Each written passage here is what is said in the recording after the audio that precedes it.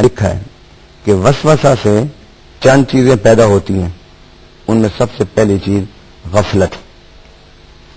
آپ نے اگر دیکھنا ہو نا کہ کسی کے دل میں کوئی وسوسہ ہے یا شک ہے یا وہم ہے تو اس کی پہچان غفلت سے ہوگی۔ آپ کسی انسان کو کوئی کام کہتے ہیں اور وہ اس کام کی طرف توجہ نہیں دیتا، اس کا مطلب یہ ہے کہ اس شخص کے ذہن میں آپ کی عظمت، آپ کا احترام ختم ہو چکا ہے۔ اسی طرح اللہ کی عبادات کے معاملے میں، اللہ کی اطاعت کے معاملے میں، انبیاء کی اتباع کے معاملے میں اگر کوئی انسان سست ہے تو اس کی وجہ بھی قرآن پاک اس وسوسے کو قرار دیتا ہے۔ پہلی چیز جو وسوسے سے پیدا ہوتی ہے وہ غفلت پیدا ہوتی ہے، اور دوسری چیز جو وسوسہ پیدا کرتا ہے وہ نسیان پیدا کرتا ہے، اور بالآخر وہ نسیان جا کر ختم ہوتا ہے اللہ کی نافرمانی پر۔ صاحب بات یہ ہے کہ جب یہ جن اور کچھ انسان جو ہیں وہ ہمارے اذہان میں وسوسے ڈال دیتے ہیں تو پھر ہم قصوروار کیسے ہو گئے؟ اس بات کا جواب آپ سے ضرور لیں گے، لیکن ہم چلتے ہیں ایک وقفے کی طرف، چھوٹا سا وقفہ، اور آپ سے ہماری ابھی ملاقات ہوتی ہے۔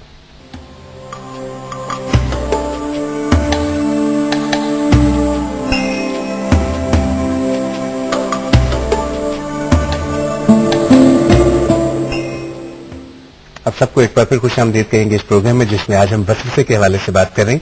علام صاحب، جو جن ہیں اور کچھ انسان ہیں وہ ہمارے ذہنوں میں وسوسے ڈال دیتے ہیں کہ جناب یہ چیز ایسے کیوں ہے، یہ چیز ایسے کیوں ہے، یہ کیسے ہوا تھا، یہ کیوں ہوا تھا، تو پھر ہم قصوروار کیسے ہو گئے؟ یہ تو مسئلہ بڑا واضح ہے۔ اللہ تعالیٰ نے قرآن پاک میں فرمایا وَكَذَلِكَ جَعَلْنَا لِكُلِّ نَبِيٍّ عَدُوًّا شَيَاطِينَ الْإِنسِ وَالْجِنِّ یوحی بعضهم الی بعض زخرف القول غرورا،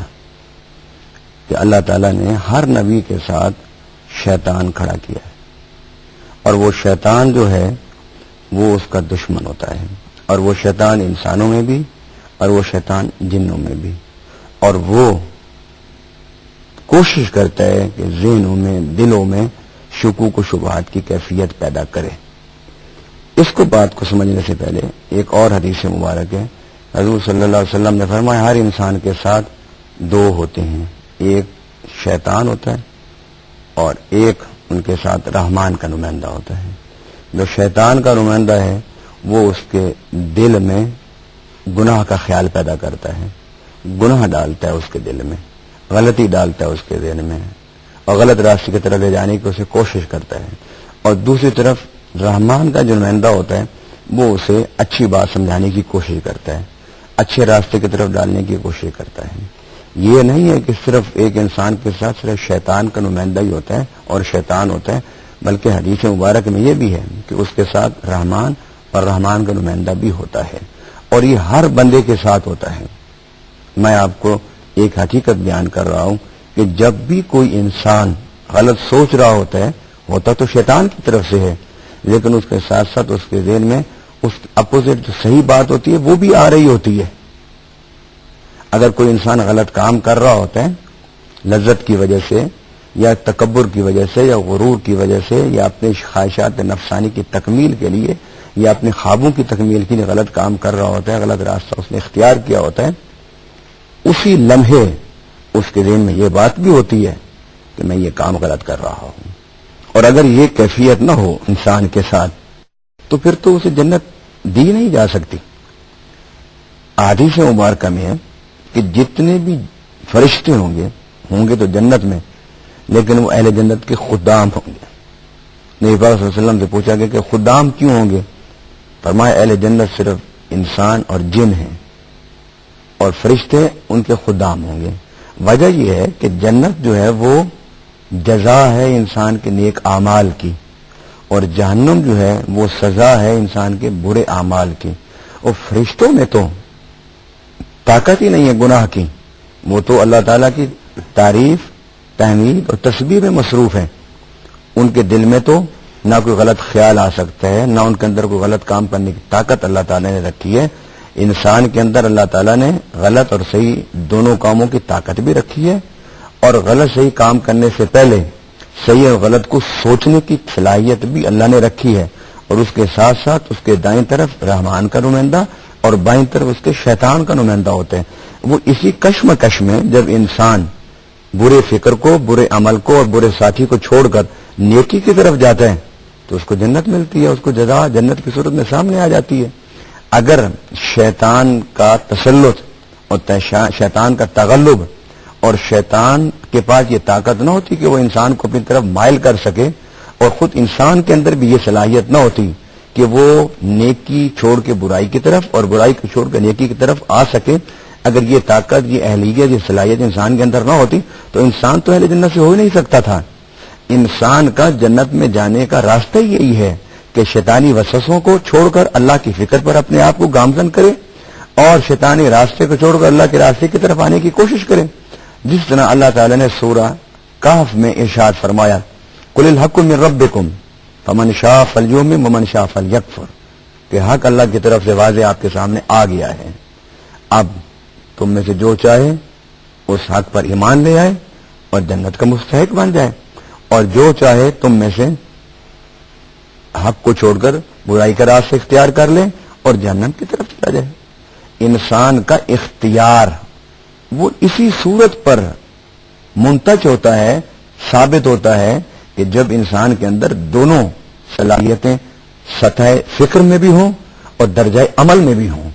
کہ وہ صحیح غلط سوچ سکے، صحیح غلط کو قبول کر سکے اور صحیح غلط کو مسترد کر سکے،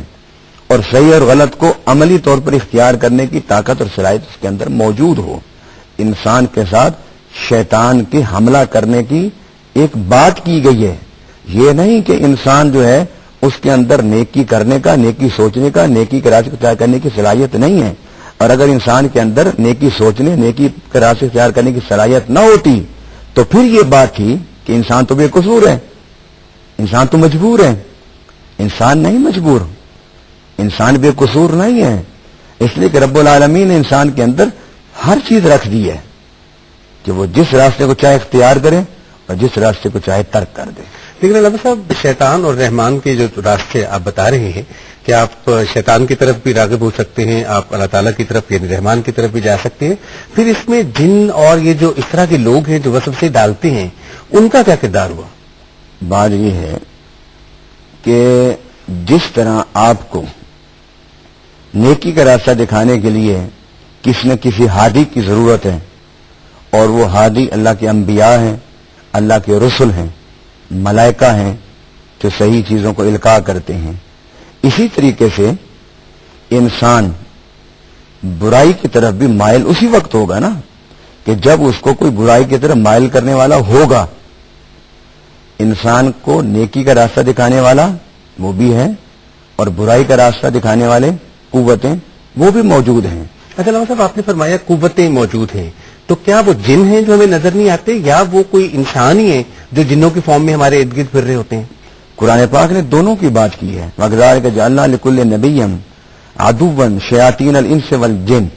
کہ وہ انسانوں میں اور جنوں میں دشمن نبیوں کے اور نبیوں کے ماننے والے جو ہیں ان کے لیے اللہ نے پیدا فرما دی ہیں، یعنی جو راہ راست پر ہیں وہ انسان بھی ہیں اور جن بھی ہیں، اور برائی کے راستے پر انسان بھی ہیں، جن بھی ہیں۔ سورۃ الجن آپ پڑھیے، اللہ تعالیٰ نے اس میں بڑے واضح طور پر فرمایا ہے کہ حضور صلی اللہ علیہ وسلم قرآن کی تلاوت فرما رہے تھے، جن آئے، انہوں نے نبی صلی اللہ علیہ وسلم کا قرآن پاک سنا اور قرآن پاک سن کے مسلمان ہو گئے۔ ایک یہ واقعہ۔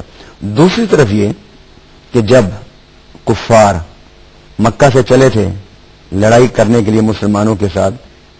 تو اس میں اس واقعے کے حوالے سے احادیث مبارکہ میں موجود ہیں کہ خود شیطان انسانی شکل میں ان کے ساتھ چلا اور چلتے چلتے بدر تک پہنچا۔ جب وہ بدر میں پہنچا تو وہ وہاں سے بھاگنے لگا، تو وہ جو مکہ کے سردار تھے جو اس کے کہنے پر چل کر بدر کے میدان تک آئے تھے، ان کا کہاں جا رہے ہیں آپ؟ تو اس نے کہا انی ارا مالا ترون، جو میں دیکھ رہا ہوں اب تم نہیں دیکھ رہے۔ وہ کیا دیکھ رہا تھا؟ وہ شیطان جو ابلیس تھا، اس نے دیکھا کہ بدر میں جب صحابہ کرام نبی صلی اللہ علیہ وسلم تشریف لا رہے تھے تو ادھر آسمان سے اللہ کے فرشتے مسلمانوں کی مدد و نصرت کے لیے اتر رہے تھے۔ وہی ہے نا، وہ فضائے بدر پیدا کر فرشتے تیری نصرت کو اتر سکتے ہیں گردوں سے قطار اندر قطار اب بھی۔ جی، تو وہ شیطان جو تھا ابلیس، اس کو اللہ نے بڑی طاقت دی ہوئی ہے کہ وہ زمین سے آسمان تک، شرق سے غرب تک، شمال سے جنوب تک دیکھ سکتا ہے. اس نے دیکھا کہ مسلمان ہیں تو کمزور، نہ ان کے پاس اسلحہ ہے، نہ ان کے پاس ہتھیار ہے، اور منہ میں ان کے روزے ہیں، پیٹ ان کے خالی ہیں، اور کفار جو ہیں ان کے پاس اسلحہ ہے، ساز و سامان ہے، حرب ہے، اور کھا پی کے لڑنے کے لیے آگے آ رہے ہیں. لیکن اچانک جب اس نے، قرآن پاک نے کہا کہ جب اس نے ملائکہ کو اترتا ہوا دیکھا، قرآن پاک کے ایک آیت میں 3000 ملائکہ کا ذکر ہے اور ایک آیت میں 5000 ملائکہ کا ذکر ہے. تو جب شیطان نے دیکھا اترتے ہوئے تو وہاں سے اٹھ کے بھاگ گیا اور اس نے کہا کہ انی ارا مالا ترون، جو میں دیکھ رہا ہوں تم نہیں دیکھ رہے. بعض دفعہ غلط راستے پر لگانے کے لیے شیطان خون میں انسان کے داخل ہو کے وسوسے اور شک پیدا کرتا ہے، وہم پیدا کرتا ہے. اور دوسرا طریقہ یہ، جس طرح اہل بدر کے مارکے سے پہلے وہ سرداران مکہ کو انسانی شکل میں، ابلیس شیطان انسانی شکل میں ایک معزز انسان بن کے آیا اور ان کو تیار کر کے، ان کو خواب سہانے دکھا کر ان کو مکہ سے اٹھا کے بدر کے میدان میں لایا. جب مسلمان اور اہل مکہ آمنے سامنے ہو گئے تو درمیان سے فرار ہو گیا. تو شیاطین الانس والجن، جو مثبت سوچ اور مثبت عمل ہوتا ہے اور مثبت قوتیں ہوتی ہیں، مثبت تحریکیں ہوتی ہیں انسانیت میں، ان کے پیچھے اللہ کی طاقت ہوتی ہے، رحمانی سوچ ہوتی ہے. اور اس کے مقابلے میں جو منفی افکار، منفی نظریات، منفی سوچ ہوتی ہیں، اس کے پیچھے شیطان ہوتے ہیں. اور شیطان جو ہے وہ قرآن پاک نے کہا ہے کہ وہ جنوں میں بھی ہوتے ہیں، انسانوں میں بھی ہوتے ہیں. صاحب آپ نے فرمایا کہ شیاطین جو ہیں وہ جنوں میں بھی ہوتے ہیں اور انسانوں میں بھی ہوتے ہیں. تو جو جن ہیں، جو کہ ایک ظاہر ہے بہت بڑی ان کی بھی تعداد ہے انسانوں کی طرح سے، ان کا وجود جو ہے اس کے حوالے سے آپ فرمائیے گا کہ کیا وہ ہمارے ارد گرد ہی رہ رہے ہوتے ہیں یا وہ کہیں الگ سے ان کی ریپلیسمنٹ ہے، کہیں الگ سے ان کو رکھا گیا ہے، کہیں الگ سے ان کی دنیا ہے جو آباد ہے؟